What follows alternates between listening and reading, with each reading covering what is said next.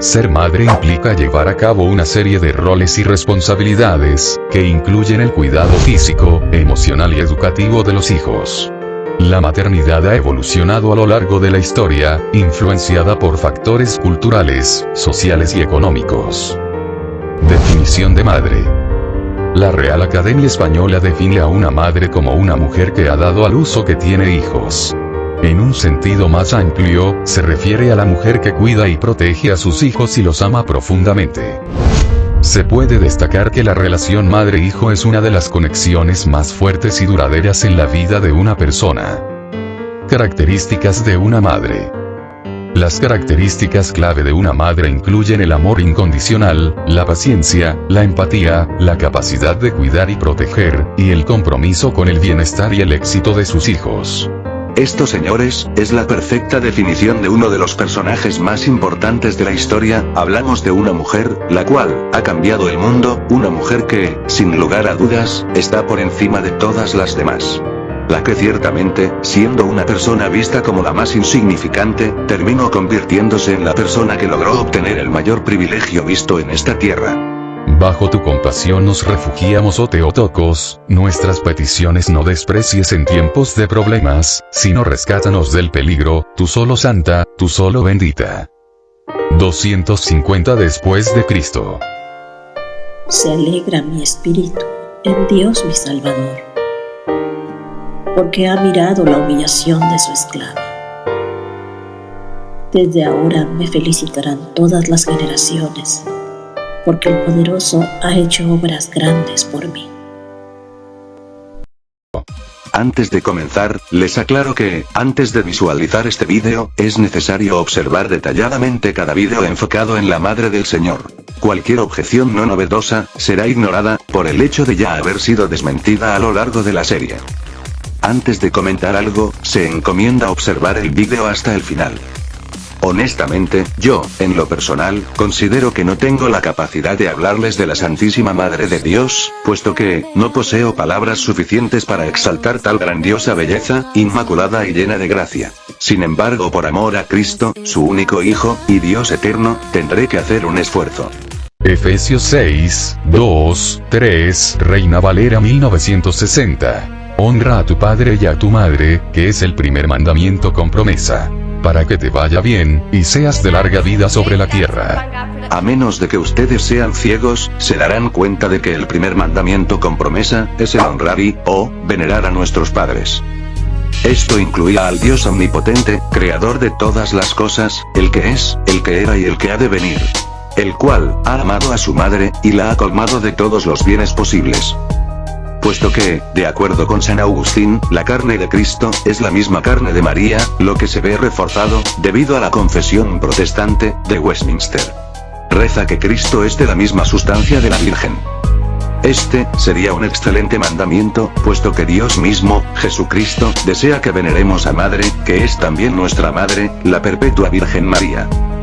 Quizá usted no le parezca, o no esté de acuerdo con estas afirmaciones, no obstante, le hago la siguiente invitación. Quédese observando el vídeo, para desarrollar cada punto acerca de la Madre de Jesús. Sobre la perpetua virginidad de María.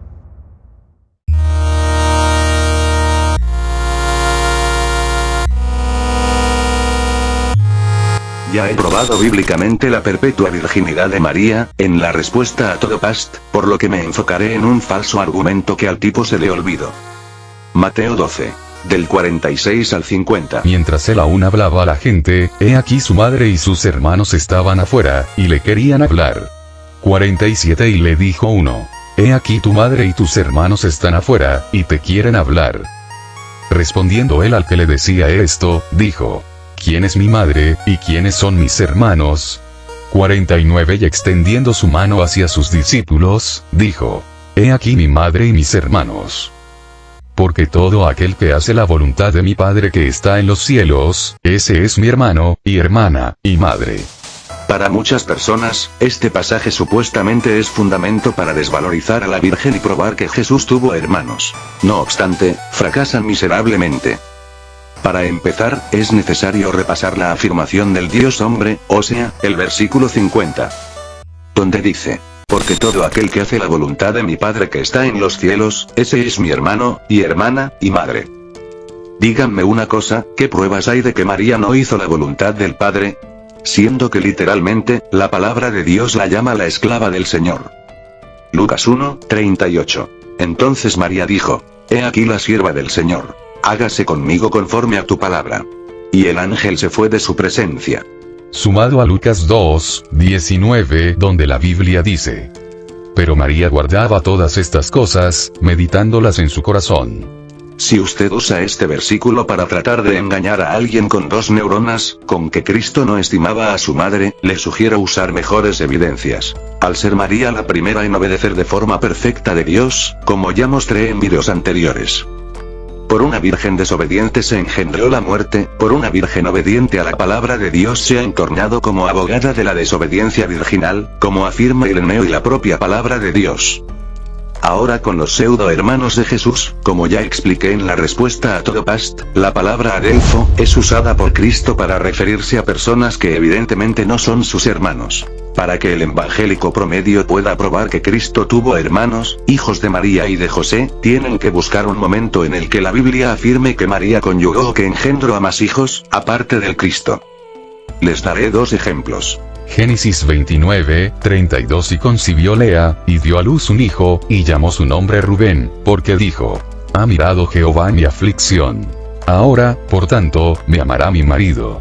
33 Concibió otra vez, y dio a luz un hijo, y dijo: Por cuanto oyó Jehová que yo era menospreciada, me ha dado también este.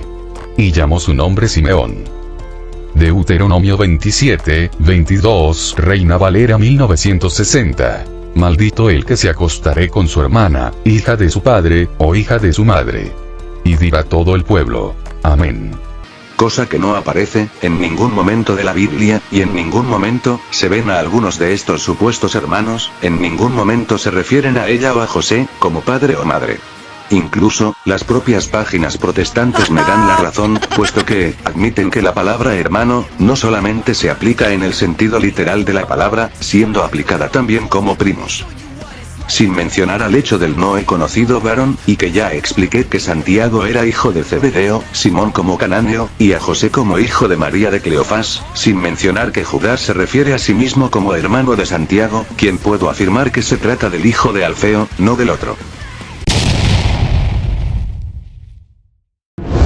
Una evidencia a mi favor, es el hecho de que la clara contradicción de los protestantes, donde supuestamente la Biblia dice que sus hermanos no creían en él. No obstante, los mismos evangélicos afirman que estos hermanos de Jesús sí eran sus apóstoles, los cuales sí, creían en el XDDDDDDDDDDD. Porque sí, los protestantes rezan a todo pulmón que los entre comillas, hermanos de Jesús, fueron sus apóstoles. Estuvimos leyendo que algunos discípulos eran familiares de Jesús. ¿Es esto cierto? Ciertos académicos están de acuerdo de que algunos de ellos efectivamente eran hermanos de Jesús. Se dicen que eran 3 los discípulos de Jesús que eran sus hermanos. Nadie sería discípulo de alguien a quien no le creen, por lo que o la palabra de Dios se contradice, o esos hermanos no eran hijos de María o José, sino más bien parientes, porque les recuerdo que esa palabra, en el contexto histórico, se utiliza para cualquier pariente, e incluso, a miembros de un mismo pueblo. Como se ve en pantalla. Ahora, terminando, con mi fuente principal, voy a abarcar con mi fuente de información secundaria. San Jerónimo, en su obra En contra el vídeo, refuta a todos aquellos que tratan de usar Mateo 1:25 para manipular a sus focas y hacerles pensar que José se atrevió a conyugar con la Virgen. Pero antes, es necesario mostrar la creencia ortodoxa y universal en la Iglesia primitiva, para aquellos que niegan la virginidad de María, sin embargo, usan a Jerónimo para afirmar que la Biblia originalmente no poseía 73 libros juas. Debo invocar al Espíritu Santo para expresar su significado por mi boca y defender la virginidad de María bendita. Debo llamar al Señor Jesús para resguardar de toda sospecha de relación sexual a la sagrada habitación del vientre en el que Él habitó por 10 meses. Nota. Jerónimo usa el método antiguo de contar a las partes de los meses como meses enteros, por lo tanto a un embarazo de poco más de 9 meses se dice que duró 10 meses. Luego, en el capítulo 20, muestra que sabe que un embarazo normalmente dura 9 meses. Y también debo rogar a Dios Padre que muestre que la madre de su hijo, que fue una madre antes de ser una recién casada, continuó siendo virgen después de que su hijo nació. Nuestra respuesta es breve. Las palabras conoció y hasta en el lenguaje de las Sagradas Escrituras son capaces de un doble significado. Acerca del primero, él mismo nos dio una disertación para mostrarnos de que se debe referir a una relación sexual, y nadie duda de que es utilizado a menudo acerca del conocimiento-comprensión, como, por ejemplo, el niño Jesús se quedó atrás en Jerusalén, y sus padres no lo sabían. Ahora debemos probar que, como en el único caso que siguió la usanza de la Escritura, así que acerca de la palabra hasta él está completamente refutado por la autoridad de la misma Escritura, que muchas veces denota por su uso de hasta un tiempo fijo, él mismo nos dijo esto y que frecuentemente el tiempo sin limitación, como cuando Dios por la boca del profeta dice a ciertas personas, y hasta la vejez yo mismo, y hasta las canas os soportaré yo hice, yo llevaré, yo soportaré y guardaré. ¿Dejará él de ser Dios cuando ellos sean ancianos? Y el Salvador en el Evangelio dice a los apóstoles, y he aquí, yo estoy con vosotros todos los días, hasta el fin del mundo. Amén. Mateo 28:20. ¿Acaso el Señor después del fin del mundo abandonará a sus discípulos, y al mismo tiempo que estarán sentados en 12 tronos para juzgar a las 12 tribus de Israel estarán privados de la compañía de su Señor? Nuevamente Pablo el apóstol escribiendo a los Corintios dice, pero cada uno en el orden que le corresponda. Cristo en primer lugar. Después, cuando Cristo vuelva, los que son suyos. Entonces vendrá el fin, cuando Cristo derrote a todos los señoríos, autoridades y poderes, y entregue el reino al Dios y Padre. Porque Cristo tiene que reinar hasta que todos sus enemigos estén puestos debajo de sus pies. Reconociendo que el pasaje se relaciona a la naturaleza humana de nuestro Señor, no negamos que las palabras se dicen acerca de aquel que sufrió la cruz y nos ordenó después asentarnos en la mano derecha. ¿Qué nos quiere decir entonces al decirnos porque Él tiene que reinar, hasta que todos sus enemigos estén puestos debajo de sus pies? ¿Acaso el Señor solo reinará hasta que sus enemigos empiecen a estar bajo sus pies, y una vez que estén bajo sus pies Él cesará de reinar? Por supuesto que su reino comenzará entonces en su plenitud cuando sus enemigos comiencen a estar bajo sus pies. También David en la cuarta canción de Ascensión dice así: suplicantes miramos al Señor nuestro Dios, como mira el criado la mano de su amo, como mira la criada la mano de su ama, hasta que Él nos tenga compasión. ¿Acaso el profeta verá al Señor hasta que obtenga compasión, y cuando obtenga la compasión volverá sus ojos al suelo? A pesar de que en otra parte Él dice, mis ojos se consumen esperando que me salves, esperando que me libres, conforme a tu promesa. Yo podría acumular incontables casos de este uso, y cubrir la verbosidad de nuestro asaltante con una nube de pruebas. Sin embargo solo añadiré unas pocas, y dejaré al lector que descubra otras parecidas por sí mismo. 7. La palabra de Dios dice en Génesis, ellos le entregaron a Jacob todos los dioses extraños que tenían y los aretes que llevaban en las orejas, y Jacob los enterró debajo de una encina que estaba cerca de Siquem, y los escondió hasta este día. Igualmente al final de Deuteronomio, Moisés el siervo del Señor murió allí en la tierra de Moab, conforme a la voluntad de Yahvé. Él le enterró en el valle, en la tierra de Moab, frente a Bet-Fogor, y nadie hasta hoy conoce su sepulcro. Ciertamente debemos entender por hoy el tiempo de la composición de la historia, ya sea que prefieras el punto de vista de que Moisés fue el autor del Pentateuco o que Ezra lo reeditó. En cualquier caso no tengo objeción. La pregunta ahora es si las palabras hasta hoy se refieren al tiempo de publicación o escritura de los libros, y si es así que nos muestre él, ya que tantos años han pasado desde ese día, que o los ídolos escondidos bajo la encina han sido encontrados, o la tumba de Moisés descubierta. Ya que él obstinadamente mantiene que lo que no ocurrió hace mucho en el tiempo indicado por hasta no ha sido alcanzado, empieza a ser cuando ese punto ha sido alcanzado. Él haría bien en poner atención al idioma de las Sagradas Escrituras, y entender que con nosotros, aquí es donde se atascó en el lodo, que algunas cosas que podrían parecer ambiguas si es que no expresadas de todo, mientras que otras se dejan al ejercicio de nuestro intelecto. Ya que, mientras el evento aún estaba fresco en la memoria y vivían hombres que habían visto a Moisés, era posible que la ubicación de su tumba fuera desconocida, más aún puede ser esto luego del paso de tantas eras. Y de la misma manera debemos interpretar lo que se nos dice respecto a José. El evangelista muestra una circunstancia que podría haber creado algún escándalo, a decir, que María no era conocida por su esposo hasta que parió a su hijo, y que él hizo eso para que estemos más seguros que ella, de quien José se abstuvo mientras tuvo oportunidad de dudar la importancia de la visión, no fue conocida después del parto. Muy bien, ahora, como el documento es increíblemente largo, y no quiero que este vídeo sea un copy-paste a lo loco, deseo presentar la siguiente prueba, la cual, considero que será de gran utilidad.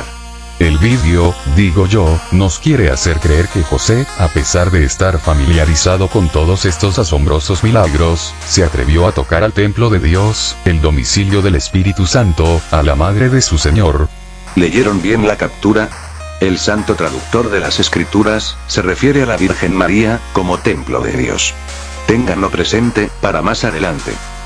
Por cierto, para los protestantes que estén rechinando con que estoy haciendo la falacia de autoridad como dijo el Don Mendio, en ese punto, si quieres te las busco. Las leyes del mundo sí, son pero esa es una falacia de autoridad.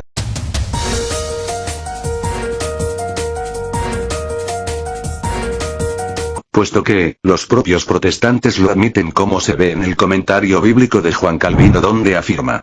Y no la conocía. Este pasaje proporcionó el pretexto para grandes disturbios, que fueron introducidos en la iglesia, en un periodo anterior, por el Vidius. La inferencia que sacó de él fue que Mary permaneció virgen no más que hasta su primer nacimiento, y que después tuvo otros hijos de su esposo. Jerónimo, por otro lado, defendió ferviente y copiosamente la perpetua virginidad de María. Descansemos satisfechos con esto, de que no se puede sacar una inferencia justa y bien fundada de estas palabras del evangelista, en cuanto a lo que sucedió después del nacimiento de Cristo. Se le llama primogénito, pero es con el único propósito de informarnos que nació de una virgen. 115, se dice que Joseph no la conoció hasta que dio a luz a su hijo primogénito. Pero esto se limita a ese mismo tiempo. Lo que ocurrió después, el historiador no nos informa. Y peor aún para los evangélicos, pues el padre de los calvos, en su comentario a Juan 7,3 afirma. Bajo la palabra hermanos, los hebreos incluyen a todos los primos y otras relaciones, cualquiera que sea el grado de afinidad. Otro poderoso personaje cristiano, que tanto les gusta a los protestantes es el padre de la iglesia, San Agustín.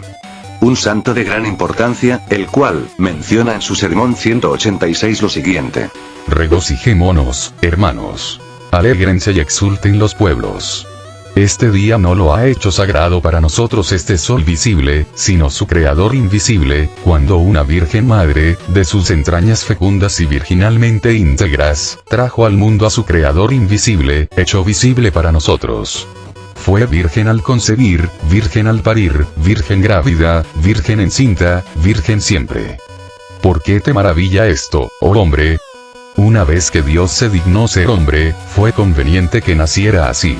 Así la hizo a ella aquel a quien ella hizo. Pues, antes de ser hecho, ya existía, y, como era omnipotente, pudo ser hecho permaneciendo lo que era. Estando junto al Padre, se hizo una madre, y, una vez hecho de la madre, permaneció en el Padre. ¿Cómo iba a dejar de ser Dios al comenzar a ser hombre quien otorgó a su madre que no dejara de ser virgen cuando le dio a luz?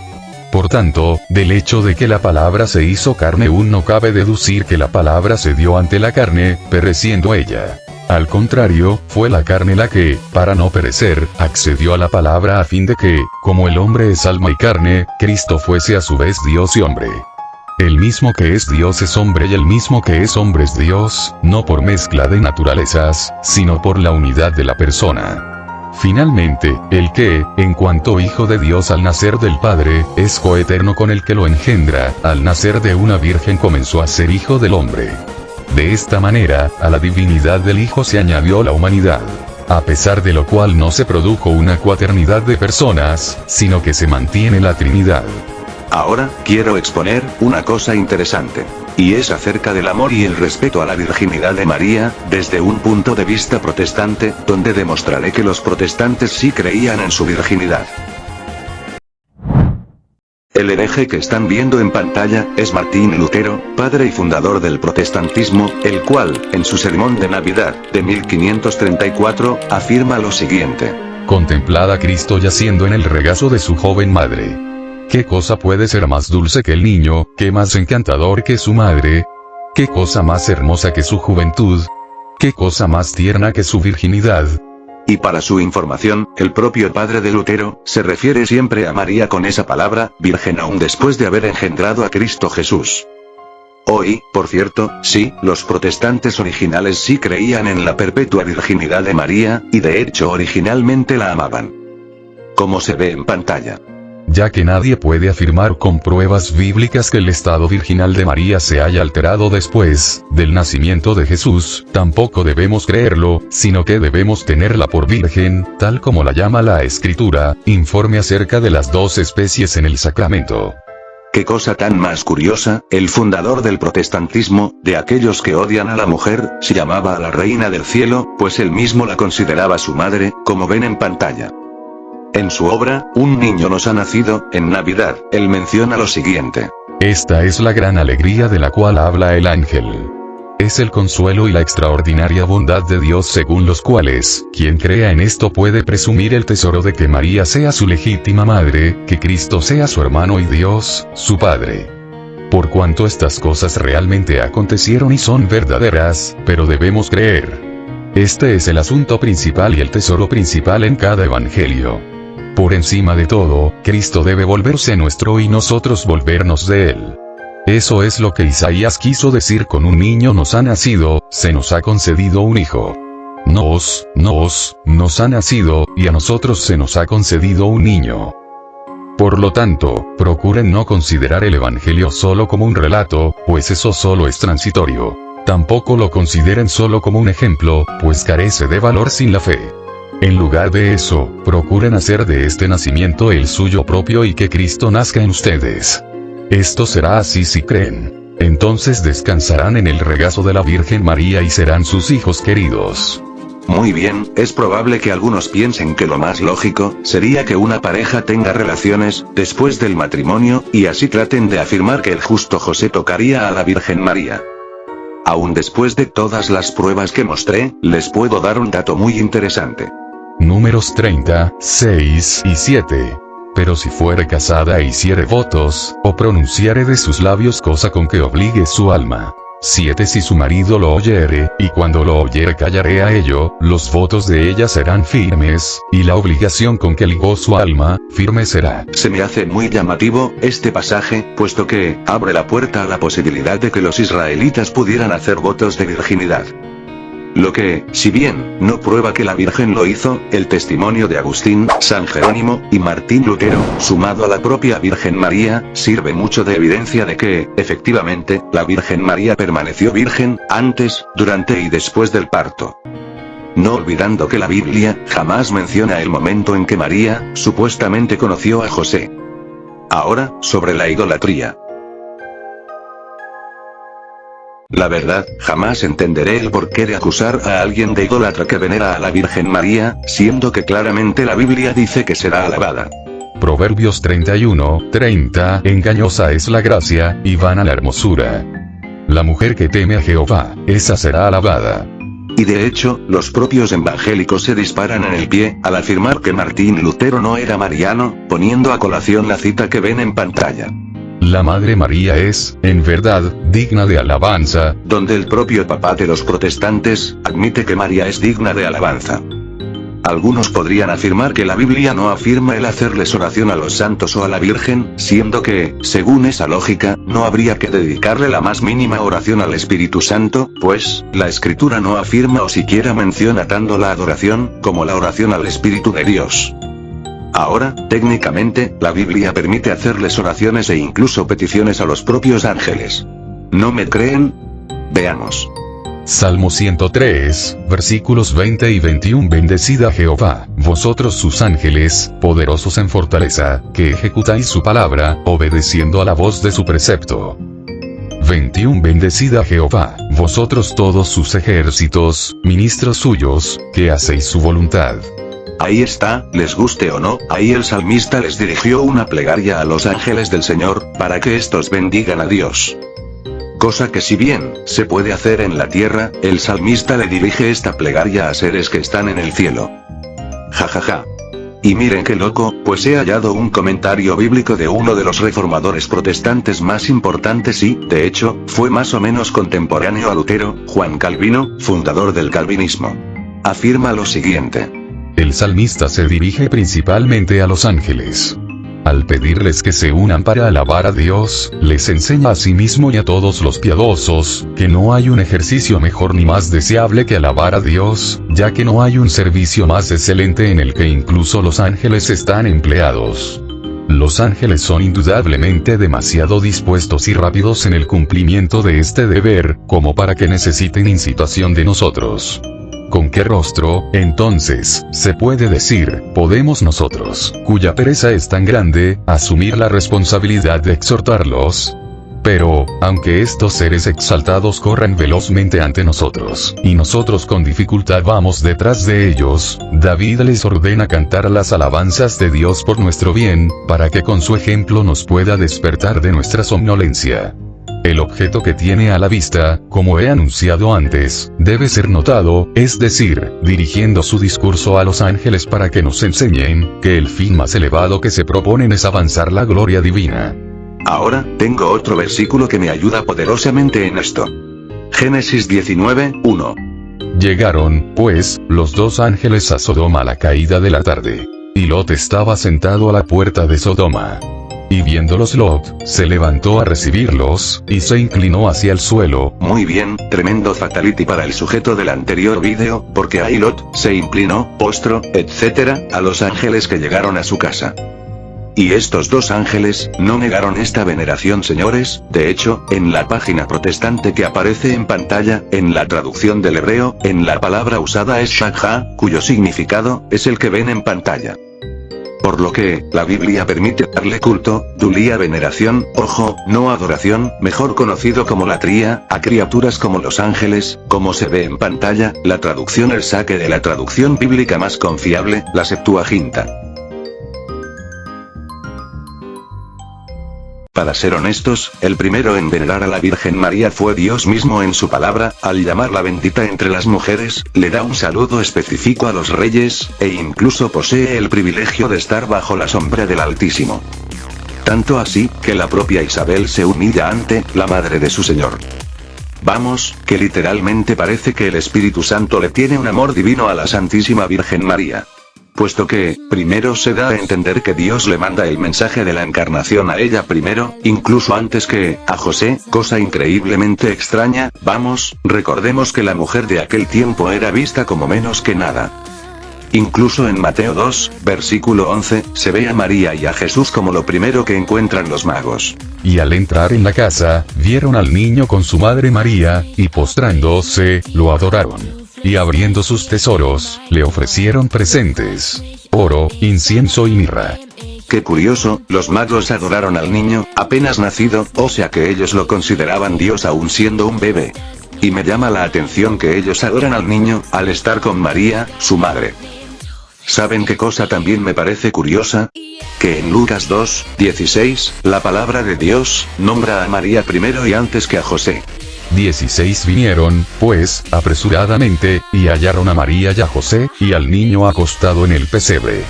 De hecho, es tanta la relevancia que el Espíritu Santo le da a la Virgen que hasta le dedica una profecía, a ella, y no a José.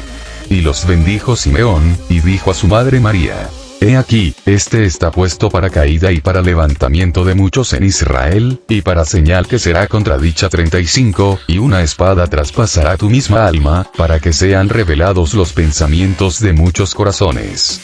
No me parece justo que a los católicos los calumnien de idolatra, cuando el propio Dios la considera digna de alabanza. Para concluir, quiero hacer una pequeña reflexión. El Rosario de María, nos libre de todo mal, alabemos noche y día, a la Reina Celestial. Este santo templo de Dios, donde habitó el Verbo Divino, el sacerdote según la orden de Melquisedec. Y al pan vivo. Ha sido exaltada por el propio Dios, para acudir como intercesora en la necesidad, como paridora del Dios vivo, e incluso, como madre de la cristiandad. Pues a Dios le ha parecido bien, nacer de una virgen, y heredar su naturaleza y sustancia humana de ella. Ciertamente, todos los que la veneren, obtendrán gracia. Por eso, mi querida audiencia, les recuerdo la necesidad de que recen el Santo Rosario. No para hacer vanas repeticiones a lo loco, sino más bien, profundizar en los misterios en los cuales ha pasado el Dios viviente, como su encarnación, flagelación, muerte y resurrección. Tal y como la misma Virgen enseña. Quien rece el rosario devotamente, y lleve los misterios como testimonio de vida no conocerá la desdicha. Dios no lo castigará en su justicia, no tendrá una muerte violenta, y si es justo, permanecerá en la gracia de Dios, y tendrá la recompensa de la vida eterna.